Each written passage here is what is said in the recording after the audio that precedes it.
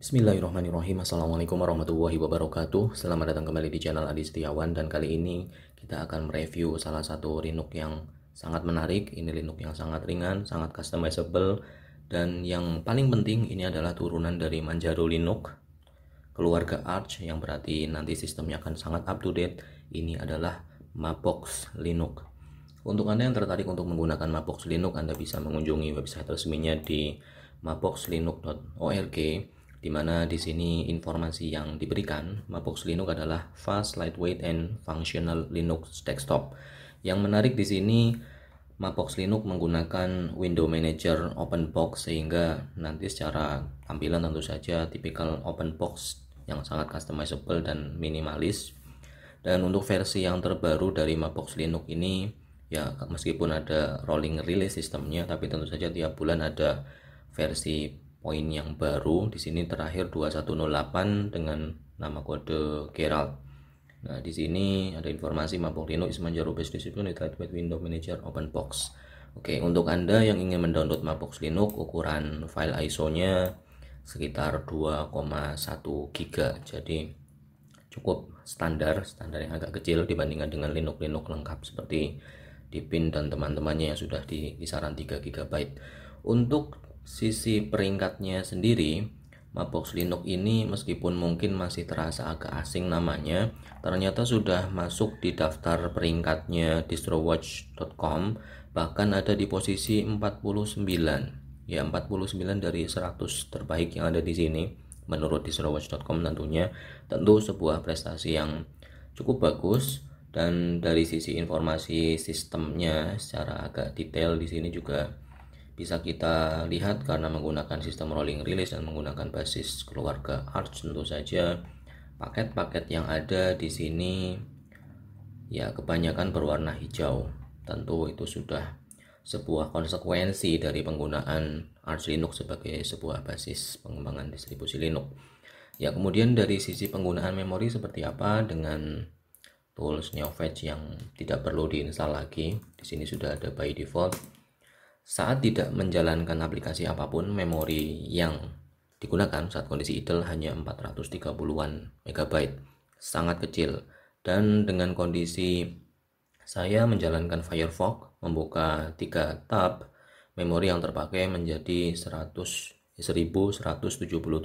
megabyte. Ya, dengan alokasi 2 GB yang saya berikan untuk VirtualBox ini, tentu saja ini masih kategori yang sangat ringan. Kemudian di sini juga ada informasi kernelnya mungkin bukan kernel yang terbaru, ini menggunakan kernel Manjaro yang 5.4. Kemudian dari sisi package-nya juga sangat minimalis, hanya 957. Kemudian bash, resolusi open box, theme, Mabox Supertext dan sebagainya. Ini tentu saja bisa dikustomisasi.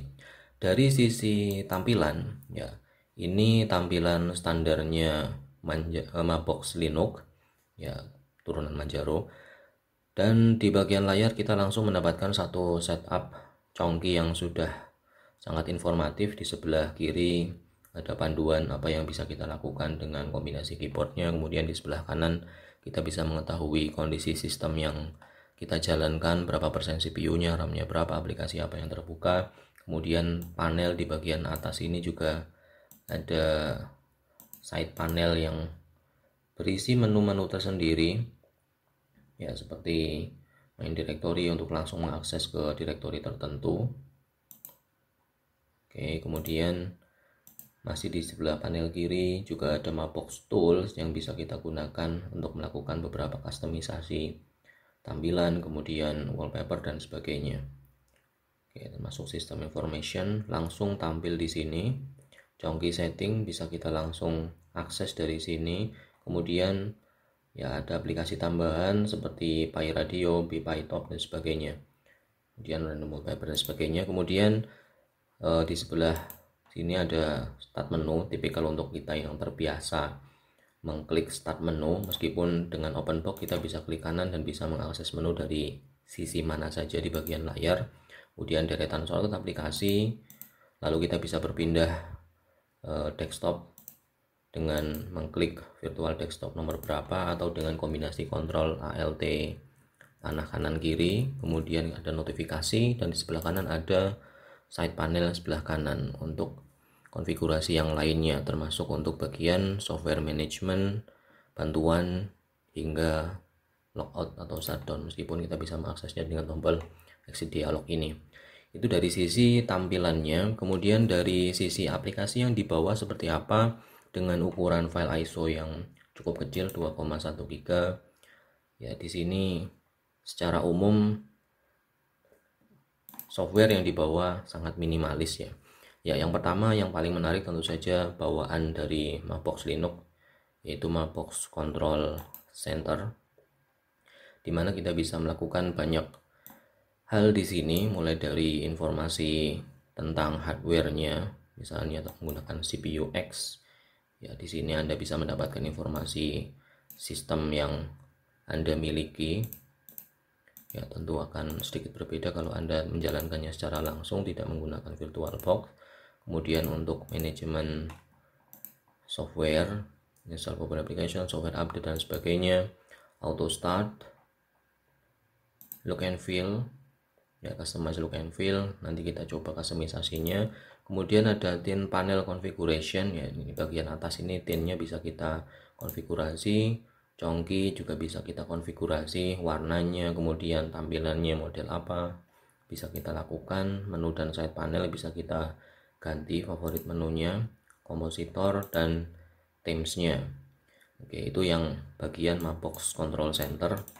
Lalu di bagian selanjutnya, di bagian aksesoris, ya, di sini ada clipboard untuk clipboard manager, file manager. Di sini menggunakan PCman FM yang biasa kalau tidak salah di LXDE atau LXQt. Kemudian F-Shot, kalkulator, Nitrogen. Nah, di sini untuk setting wallpaper ada aplikasi tersendiri namanya Nitrogen, dimana kita bisa langsung memilih wallpaper sesuai dengan selera kita. Kemudian Sakura, ada terminal yang versi yang lain lagi. Kalau ini versi yang Terminator, ya, sedikit berbeda tampilannya. Kemudian masih di aksesoris, show desktop, terminal emulator dan Terminator sama saja. Sticky note, ada expand dan ada arsip manager X archiver. Ya, ini untuk expand, ya, sticky note semacam ini cukup praktis untuk penggunaan, ya, membuat catatan sehari-hari. Kemudian untuk bagian development, di sini sudah ada IDE, simple IDE bernama Jenny. Ya, untuk Anda yang belajar pemrograman atau ingin coding, di sini tentu saja sudah ada IDE, sudah sangat cukup dengan menggunakan Jenny untuk ukuran sebuah Linux yang kecil 2,1 GB file ISO-nya. Sudah ada IDE-nya. Tentu Anda bisa menambahkan Visual Studio Code, Sublime Text, Atom dan sebagainya di Control Center untuk menambahkan aplikasi baru. Kemudian dari sisi grafik, di sini ada Flame Shot untuk melakukan screenshot. Ya, bisa kita lakukan screenshot dengan sangat mudah, termasuk untuk customisasi screenshotnya, mau ditambahi apa atau ditambahi tulisan, tentu bisa dengan mudah. Kemudian bisa kita simpan hasil screenshot kita. Oke, simple tapi fungsional. Kemudian ada Viewer, ya, ini untuk image viewer kalau tidak salah, ya, elegan image viewer.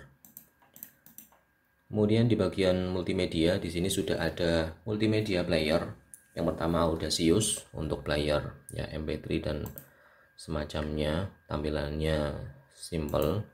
Kemudian juga sudah ada MPV Media Player yang bisa Anda gunakan untuk memutar video. Kemudian Pulse Audio, Volume Control, Q dan Volume Icon. Ini untuk pengaturan saja. Untuk internet, di sini network configuration Firefox sudah menjadi standar wajib. Kemudian IRC client menggunakan Hexchat, ManReader dan web browser yang, ya, versi yang agak berbeda ini tampilannya. Oke, WinWay. Bukan, sepertinya ini hanya shortcut saja. Ya, WinWay untuk mengakses web browser defaultnya.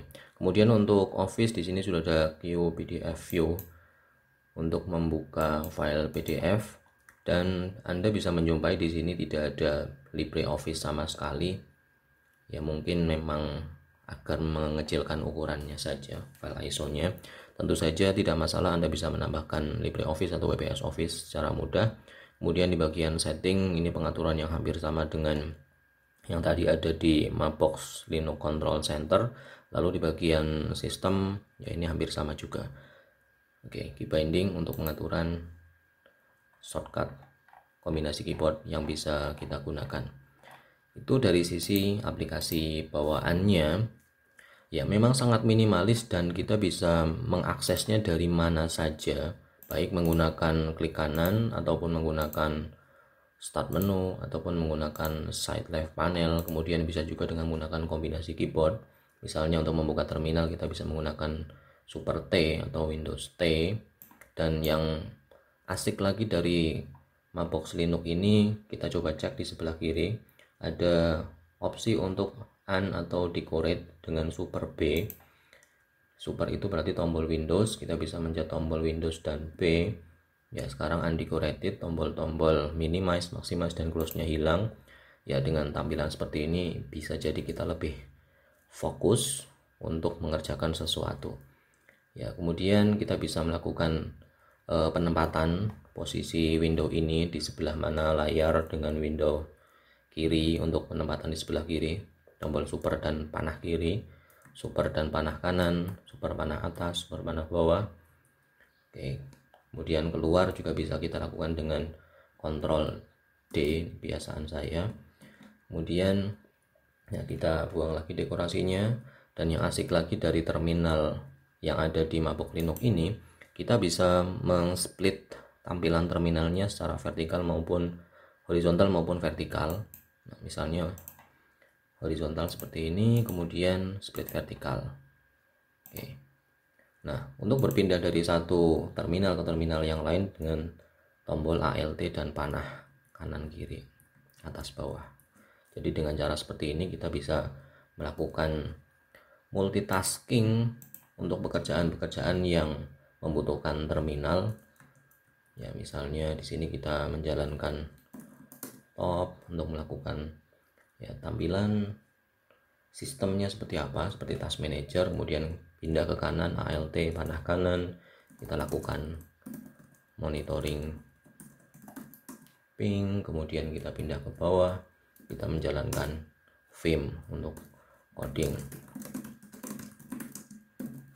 Oke, seperti itu multitasking yang didukung oleh terminal yang ada di Mapbox Linux. Tentu ini bukan karena Mapbox Linux-nya saja, Anda pun bisa mendapatkan fitur semacam ini di Linux yang lain, terminal Linux yang lain. Tapi karena ini sudah tersedia by default di terminalnya Mapbox Linux, tentu saja ini sebuah fitur yang patut kita apresiasi. Minimal saya sangat menyukai opsi untuk ini. Ya, bisa Anda gunakan. Seperti itu caranya. Untuk keluar tinggal Ctrl D, Ctrl C, Ctrl D. Oke, kemudian dari sisi kustomisasi tampilan, ini yang paling menarik di Mapbox Linux. Tadi kita sudah melihat ada control center, dimana dengan sekali klik kita akan bisa melakukan kustomisasi. Yang pertama kita coba kustomisasi tint panelnya dulu yang ada di bagian atas ini. Di sini sudah ada beberapa tampilan tint yang bisa kita gunakan. Ini yang sudah aktif adalah Mapbox 2001. Ini saya coba ganti yang versi neon. Ya, sekarang tampilan tint yang ada di bagian atas ini berubah jadi ala-ala neon. Dan Anda bisa mengkombinasikannya dengan versi yang lain, termasuk Mapbox Linux ini juga memiliki satu tema nostalgia, tampilan ala Windows 95. Ya, ini yang kita modifikasi baru tintnya saja. Nanti look and feel secara keseluruhannya bisa kita atur sekali klik. Ini baru yang tintnya saja. Kemudian congki di sebelah kiri dan kanan ini kita juga disuguhi dengan pilihan-pilihan congki yang cukup banyak, meskipun sepertinya tidak sebanyak yang ada di MX Linux, tapi tidak masalah. Ini sudah sangat cukup untuk Anda yang membutuhkan congki di layar. Misalnya shortcut gray ini saya ganti shortcut pink. Ya, sekarang tampilan congki yang ada di sebelah kiri ini berubah jadi pink. Kemudian yang sys info gray yang di sebelah kanan, system information, ini saya ubah jadi Cyberpunk.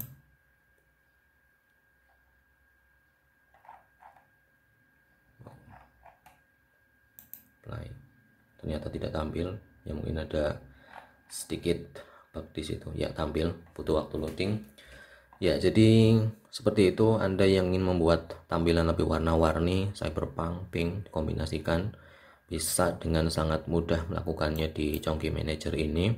Kemudian menu dan side panel, ini tentu saja untuk memodifikasi side panel yang ada di kiri dan kanan. Lalu di bagian themes, ini yang paling menarik. Dengan sekali klik, kita akan mendapatkan Blob Config Manager. Pilihan yang saat ini sedang aktif adalah Mapbox Super Dash. Ini tampilan standar yang tadi Anda lihat di bagian awal dengan wallpaper standarnya Aurora seperti ini. Kita coba dari yang paling bawah, Chicago 95. Tekan enter. Oke. Ya, sekarang tampilan look and feel secara keseluruhan berubah menjadi tampilan ala-ala Windows 95. Ya, panel ada di bagian bawah, kemudian secara window juga seperti Windows 95, tampilan start menu seperti ini. Kalau font, saya tidak pernah mengalami Windows 95. Apakah fontnya dulu seperti ini? Saya kurang tahu, tapi kalau saya akan mengganti tampilan fontnya sih. Ya, paling tidak jadi yang seperti ini. Oke, tadi tidak masalah untuk nostalgia atau ya sedikit pamer mungkin bisa. Mapbox Super Dash ini yang tadi standar. Mapbox Quake World ini bisa kita aktifkan dengan tampilan yang ya cenderung orange atau kuning. Ya, seperti itu. Kemudian Dark Maya, tampilannya hampir mirip seperti yang versi standar, tapi di sini panelnya ada di sebelah kiri. Jadi untuk Anda yang terbiasa menggunakan panel di sebelah kiri seperti pengguna Ubuntu atau ya pengguna Linux apapun atau mungkin Windows tapi terbiasa menggunakan panel yang ada di sebelah kiri, Anda bisa menggunakan versi yang Dark Maya. Dan yang paling menarik tentu saja bagian ya yang ini, cyberpunk, dengan tema-tema yang terkesan futuristik ala-ala gaming, tapi tetap secara fungsionalnya sama. Oke, kemudian ada juga yang tampilan ala Bunsen Labs kalau tidak salah. Ini lebih standar ya, dari bagian atas dan semacamnya.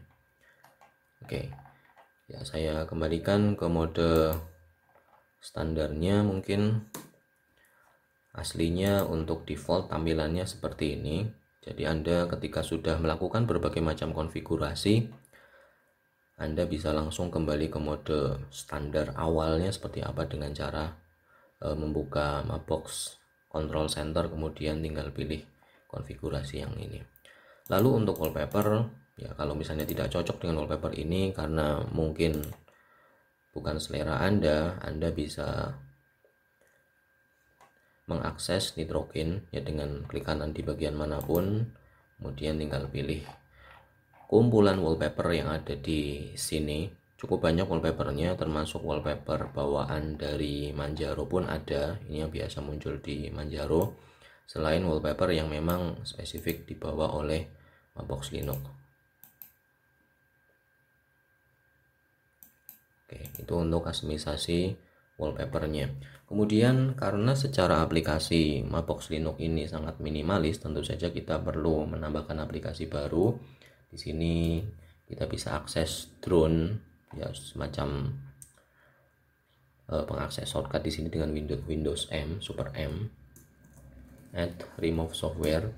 Ya, di sini kita bisa menjalankan Pamak Manager ya, seperti tipikal yang hampir sama seperti yang ada di Manjaro Linux.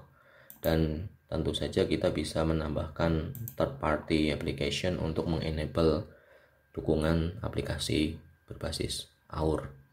Ya, Anda tinggal mengakses Pamak Manager ini, tinggal di refresh, nanti dijalankan. Atau kalau Anda lebih suka menggunakan terminal, Anda tentu saja tetap bisa menggunakan sudo pacman -sy Ya, ini untuk merefresh tampilannya dulu, kemudian nama aplikasinya. Ya, maka nanti akan ada proses sinkronisasi yang ya seperti tipikal keluarga Arch, sangat cepat. Sinkronisasi database-nya, kemudian akan ada proses instalasi untuk aplikasi yang Anda butuhkan. Dan saya rasa tidak akan ada masalah untuk menambahkan aplikasi karena dukungannya juga sangat bagus. Kustomisasi bagus, ya seperti itu. Tinggal Anda tertarik atau tidak menggunakan Mapbox Linux ini. Oke, ini saya hentikan saja karena prosesnya tergantung koneksi yang Anda miliki. Koneksi saya tidak terlalu cepat saat ini. Oke, untuk melakukan instalasinya, karena menggunakan basis Manjaro, maka di sini juga ada satu tools installer yang sudah tidak asing bernama Calamares, dan proses instalasinya ya sama persis dengan Calamares yang lain. Artinya kalau Anda pernah mengetahui cara instalasi Manjaro Linux, ini prosesnya hampir sama. Anda tinggal melakukan pengaturan lokasinya, jenis keyboardnya, pengaturan partisi, yang paling penting pembuatan user, sudah selesai.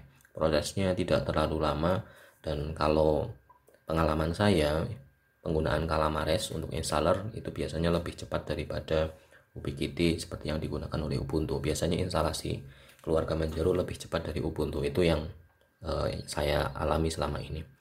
Oke, jadi secara instalasi tentu akan sangat mudah. Ya, seperti itu. Ada satu fitur menarik yang ada di sini yang saya tidak sengaja akses, yaitu ada Pi Radio, bisa diakses dengan menggunakan Super Air.